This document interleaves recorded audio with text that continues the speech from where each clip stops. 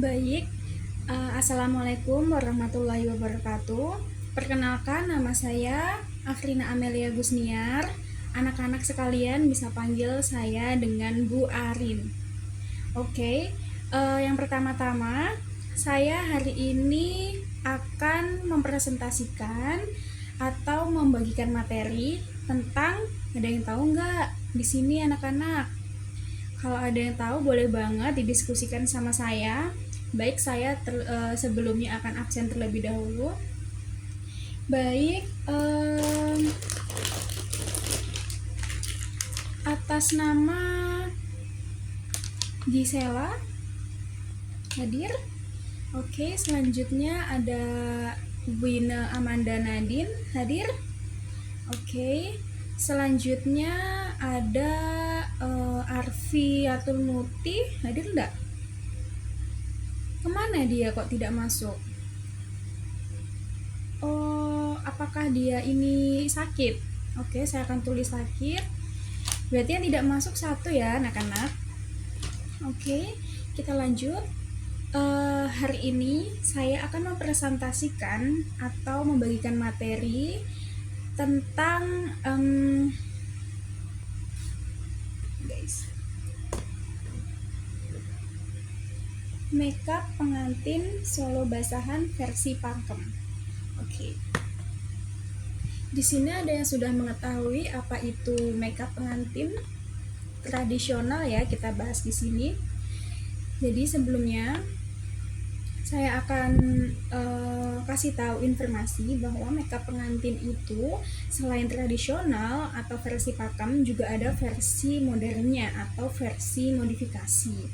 Dan untuk era modern sekarang ini untuk era modern sekarang ini makeup pakem itu sudah sangat jarang ditemukan, tapi justru yang malah makeup di era modern ini adalah makeup yang sudah modifikasi itu malah banyak sekali begitu. Nah, yang saya bahas di sini adalah makeup pengantin solo basahan versi pakem. Baik anak-anak, ada yang tahu nggak pengertiannya? Oke, sebelum itu, gimana kabar kalian? Ada yang sakit? Ada yang izin atau bagaimana?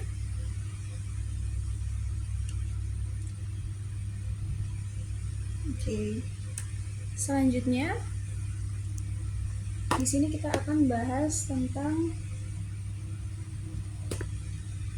pengertian, yaitu pengantin solo basahan versi pakem merupakan tata rias pengantin adat Jawa khas keraton susunan Kasunanan di Surakarta yang penerapannya mengikuti aturan, bentuk, dan tata cara asli sesuai ketentuan tradisional yang telah diwariskan secara turun-temurun. Pada tata rias ini, pengantin menggunakan paes solo berwarna hitam dengan bentuk dan ukurannya sudah ditetapkan, busana dodot atau kain panjang yang dikenakan tanpa kebaya, sanggul khas, serta aksesoris lengkap seperti cunduk mentul, centung, kalung, dan roncean melati. Setiap unsur dalam pengantin solo basahan pakem memiliki aturan khusus dan makna filosofis yang melambangkan keagungan, kehormatan, kedewasaan, serta kesiapan pengantin dalam memasuki kehidupan berumah tangga. Sehingga tata rias ini tidak hanya berfungsi sebagai penunjang estetika, tetapi juga sebagai bentuk pelestarian budaya dan identitas Jawa. Baik, itulah pengertian dari solo basahan versi pakem. Dari sini ada yang ingin ditanyakan? Sebelum saya lanjutkan, baik, tidak ada. Selanjutnya saya akan membagikan sejarah singkat tentang solo basahan versi pakem. Oke.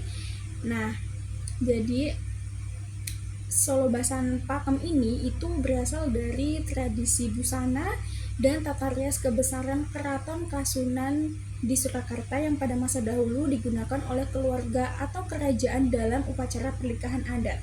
Nah, istilah basahan berasal dari kata basah yang menggambarkan penggunaan busana kemben, ya, kemben yang segini itu, dan dodot dengan bagian bahu, lengan, serta leher yang terbuka sehingga memberikan kesan sederhana namun tetap agung dan sakral. Baik.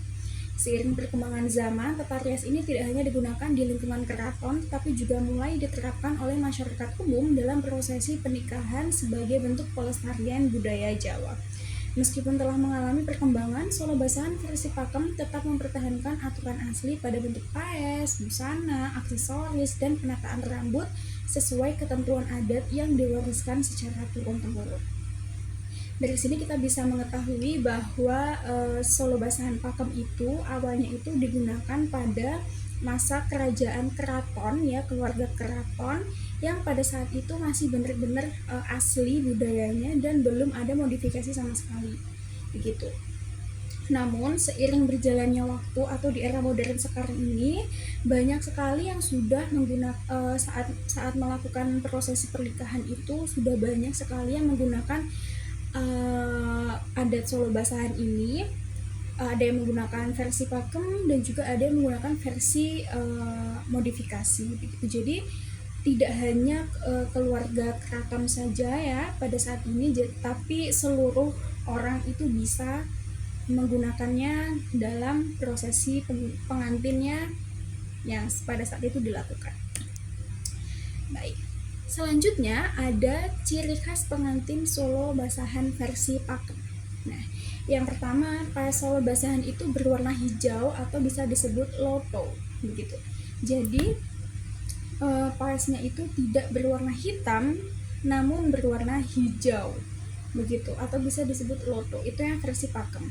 Yang kedua, bentuk paes terdiri dari gajahan, pengapit, penitis, dan godek. Yang ketiga, alis menjangan rangga. Yang keempat, busana dodot atau kampung basahan. Yang kelima, sanggul bangun tulak. Dan yang keenam, cunduk mentul dan aksesoris kepala lengkap. Yang ketujuh, lonceng melati. Yang kedelapan, kalung sungsung dan perhiasan khas Jawa. Yang kesembilan, eyeshadow berwarna hijau gradasi dengan warna hitam. Dan yang kesepuluh, lipstik warna merah cabai. Selanjutnya ada tujuan dari pengantin Solo Basahan versi Pakem, yaitu yang pertama menampilkan identitas budaya Jawa melalui tata rias, busana, dan aksesoris yang mengikuti aturan adat serta pakem yang telah diwariskan secara turun-temurun. Yang kedua, menciptakan penampilan pengantin yang anggun, agung, dan berwibawa sesuai karakteristik pengantin keraton. Yang ketiga, mempertahankan dan melestarikan budaya tradisional Jawa agar tetap dikenal dan digunakan oleh generasi berikutnya. Yang keempat, menunjang penampilan pengantin pada prosesi pernikahan adat sehingga terlihat harmonis antara rias wajah, busana, sanggul, dan aksesoris.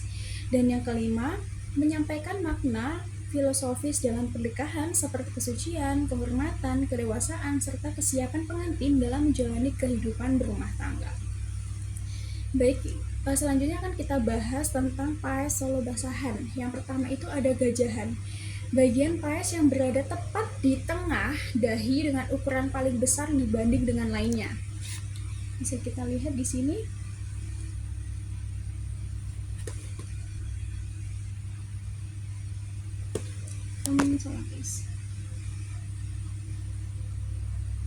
Nah, ini yang tengah ya. Yang tengah itu namanya gajahan. Ya, ini yang tengah namanya gajahan. Dan yang kedua ada pengapit, terletak di kanan dan kiri gajahan dengan ukuran lebih kecil dari gajahan namun lebih besar dari penitis. Bentuknya memang memanjang melengkung ke atas dengan ujung lebih runcing, berfungsi membingkai gajahan agar susunan paes terlihat seimbang dan proporsional. Selanjutnya ada penitis, berada di samping pengapit dengan ukuran lebih kecil dan bentuk lebih ramping. Bagian ini memiliki bentuk runcing memanjang menyerupai tetesan air atau lidah api kecil yang mengarah ke atas. Dan yang terakhir ada godek, terletak pada bagian pelipis kanan dan kiri dekat area telinga. Bentuknya menyerupai lengkungan rambut atau cabang dengan garis melengkung lembut ke bawah mengikuti kontur wajah. Dan selanjutnya ada alis menjangan rangga, merupakan bentuk alis yang menyerupai tanduk rusa dengan ujung memanjang, tegas, dan sedikit meruncing ke arah atas pada bagian ekor alis. Selanjutnya ada eyeshadow Solo Basahan itu umumnya menggunakan kombinasi warna gelap dan terang yang dibalurkan secara gradasi untuk mempertegas bentuk mata. Pada bagian gambar terlihat penggunaan warna hijau, hitam, dan sedikit nuansa kuning keemasan, di mana warna hijau diaplikasikan pada area kelopak sebagai identitas yang selaras dengan paes hijau. Solo basahan warna hitam ditempatkan di outer corner dan cut crease untuk memberikan kedalaman mata, sedangkan warna terang atau kuning keemasan digunakan sebagai transisi dan highlight.